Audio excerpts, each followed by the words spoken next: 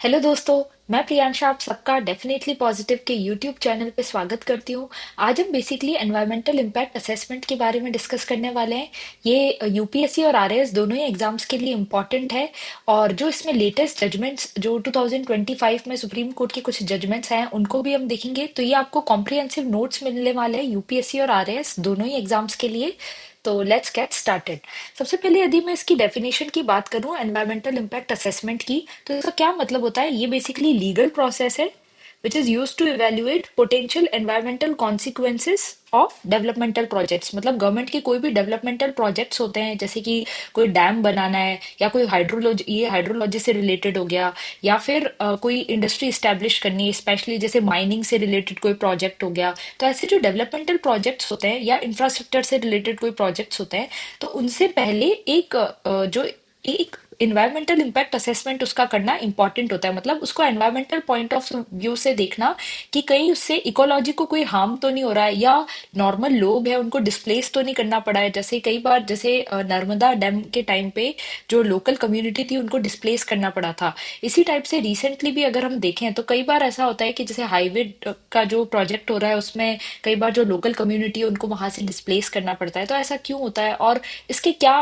Consequences हो सकते हैं, उसको कैसे प्रिवेंट कर सकते हैं, वो उसकी जो बेसिकली बात है वो एनवायरमेंटल इम्पैक्ट असेसमेंट में की जाती है। ठीक है।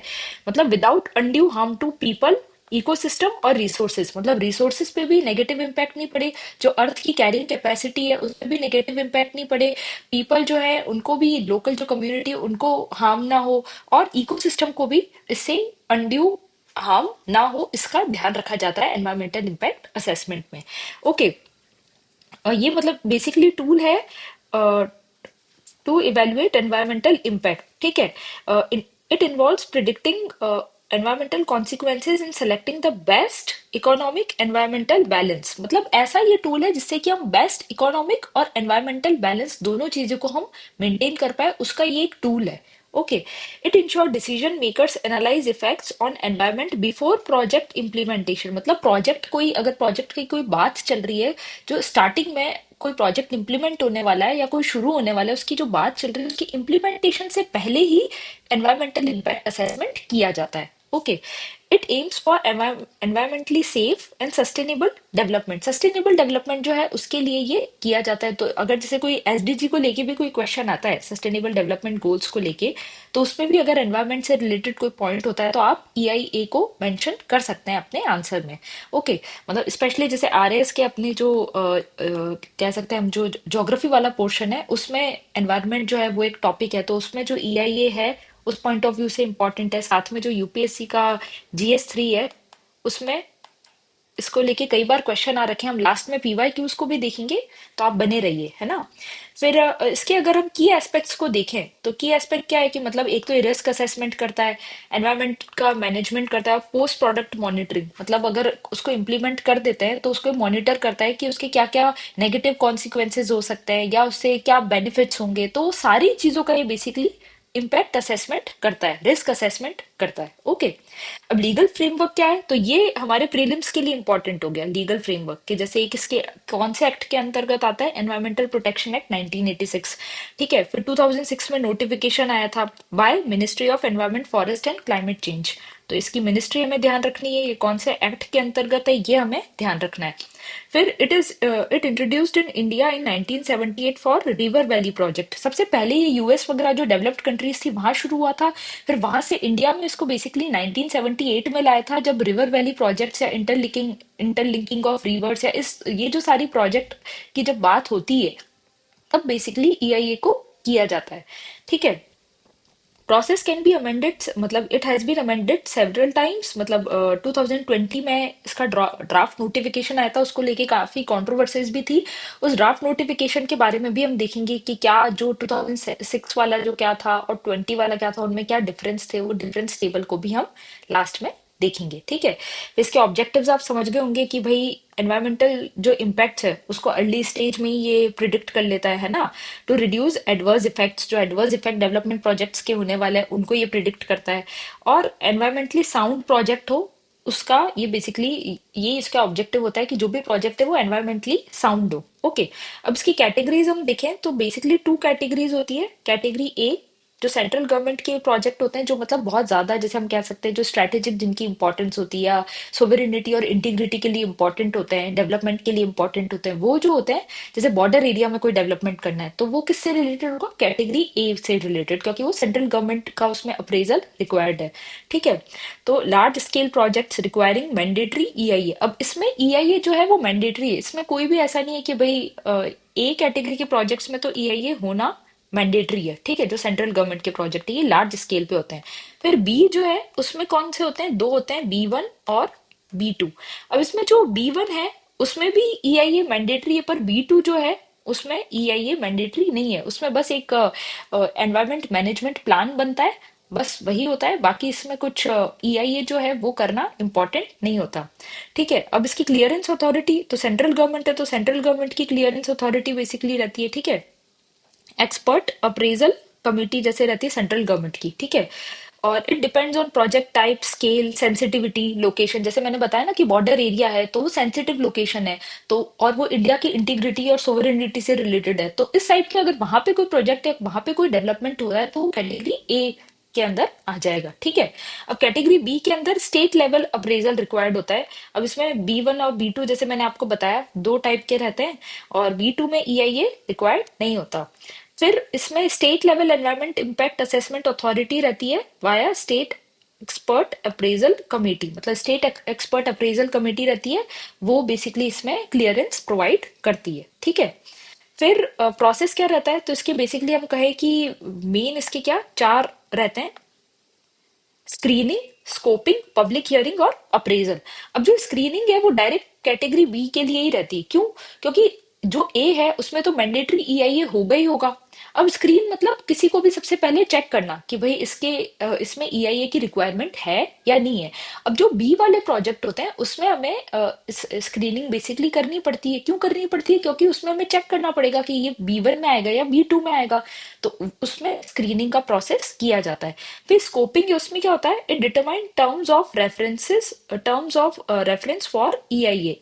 ठीक है, कि भाई ये कैटेगरी ए है, और मतलब इसका मतलब टर्म ऑफ रेफरेंस ये देखता है कितने टाइम, मतलब क्या इसमें टर्म्स वगैरह क्या रहेगी, क्या कंडीशंस होगी इन प्रोजेक्ट्स की, उसको बेसिकली स्कोपिंग में देखा जाता है, और एक बेसिक रिपोर्ट भी इसमें तैयार की जाती है।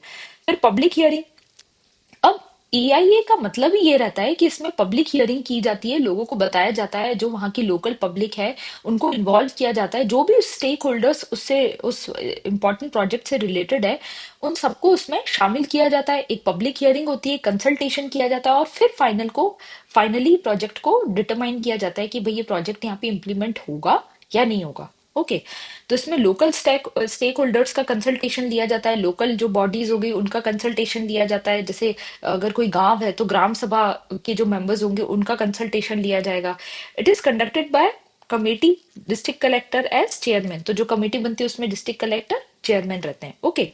अप्रेजल इसमें क्या होता है, डिटेल स्क्रूटनी बाय ईएसी और एसईएसी। फिर रिकमेंड्स इट रिकमेंड्स अप्रूवल और रिजेक्शन विथ कंडीशन, जैसा कि मैंने बताया या तो ये अप्रूव कर देगी या रिजेक्ट कर देगी, जो भी इसकी कंडीशंस होंगे उनके बेसिस पे। ओके। अब चैलेंजेस विथ करंट सिस्टम क्या है, अब करंट सिस्टम में क्या है कि भाई ये काफी ब्यूरोक्रेटिक है, तो ब्यूरोक्रेटिक होता है तो उसमें रेड टेपिज्म या मतलब बहुत डिले रहता है प्रोजेक्ट्स में, है ना, क्योंकि मतलब इसमें कुछ स्टेप्स होते हैं जिनको फॉलो करना पड़ता है, तो कई बार इससे क्या होता है प्रोजेक्ट में डिले हो जाता है, तो इससे डेवलपमेंट कहीं ना कहीं हैम्पर होता है। Okay. Quality of EIA reports can be poor, sometimes prepared with inadequate field studies. कई बार field studies प्रॉपर नहीं होती है तो इसके रिजल्ट भी पुअर हो सकते हैं, तो ये इसके कुछ चैलेंजेस हो गए। अब 2006 नोटिफिकेशन और 2020 के अंदर अगर हम डिफरेंस देखें तो क्या बेसिकली ये बहुत इंपॉर्टेंट है एग्जाम के लिए, इसको लेके क्वेश्चन भी आ रखा है ना, वो भी हम देखेंगे। मतलब एनवायरमेंटल क्लियरेंस इसमें जो है वो प्रायर अप्रूवल इसमें रिक्वायर्ड होता है, वो तो नॉर्मल है, प्रायर अप्रूवल रिक्वायर्ड हो गई, पर इसमें क्या होता है, it allows post facto clearance, मतलब कई बार क्या होता है कोई प्रोजेक्ट बहुत जैसे नेशनल सोवेरेनिटी या इंटीग्रिटी के लिए बहुत इंपॉर्टेंट है ना, या डिफेंस से रिलेटेड कोई प्रोजेक्ट हो गया तो उसको क्या पहले स्टार्ट कर दिया जाता है, फिर बाद में पोस्ट फैक्टो क्लियरेंस ली जाती है, एक बार स्टार्ट करने के बाद फिर क्लियरेंस इसमें ली जाती है ना, मतलब हमेशा नहीं होता पर इट अलाउज, इसमें अलाउ होता है कि ऐसा किया जा सकता है, मतलब 2020 के बाद ये गवर्नमेंट ने अलाउ कर दिया, तो इसको लेके कुछ कंट्रोवर्सी भी हुई थी, वो भी हम देखेंगे, है ना। अब पब्लिक हियरिंग का नोटिस, अब जैसे क्या होता है, कभी भी पब्लिक हियरिंग होती है ना, तो उसमें नोटिस दिया जाता है कि भाई इतने टाइम बाद में मतलब कंप्लाइंस रिपोर्ट आपको पेश करनी होगी, जो भी पब्लिक हियरिंग हुई है उसमें। अब इसमें तो 30 डेज का टाइम पीरियड होता है, इसमें 20 डेज, मतलब इसमें का टाइम पीरियड को कम कर दिया। क्यों? उन्होंने कहा कि भाई अभी क्या इंटरनेट का जमाना है और इंफॉर्मेशन काफी तेजी से फैल जाती है, तो इतना डिले करने की हमें जरूरत नहीं है। तो ठीक है, एक तरीके से हम देख सकते हैं कि ये सही बात है, पर इसमें कहीं ना कहीं हार्म ये रहता है कि जो लोकल कम्युनिटी जो रहती है, वो इतना उनके पास में रिसोर्सेज नहीं होती और ना ही उतना अवेयरनेस होती है कि भाई यहाँ पे कोई प्रोजेक्ट हो रहा है, ईआईए क्या होता है, तो उनको इतना उस चीज के बारे में नॉलेज नहीं होती। तो कहीं ना कहीं इससे नुकसान भी है कि टाइम लिमिट को कम कर दिया। फिर इसमें जो रिपोर्ट है, कंप्लाइंस रिपोर्ट, ये बाई एनुअल मतलब एवरी 6 मंथ्स चेक किया जाता है कि ये जो मतलब जो डेवलपमेंट के जो एनवायरमेंटल स्टैंडर्ड्स हैं उसको ये फॉलो कर रहा है या नहीं कर रहा है। पर इसमें उसको क्या कर दिया, 1 साल में, मतलब बार बार इसमें चेक नहीं किया जाएगा, 6 मंथ में नहीं किया जाएगा, इसको 1 साल में ही चेक किया जाएगा, ठीक है। फिर प्रोजेक्ट थ्रेशोल्ड क्या है, 20,000 स्क्वायर मीटर फॉर स्क्रूटनी, इसमें इसको बढ़ा दिया है, 1.5 लाख स्क्वायर मीटर कर दिया, और एग्जम्पशंस भी बढ़ा दिए हैं।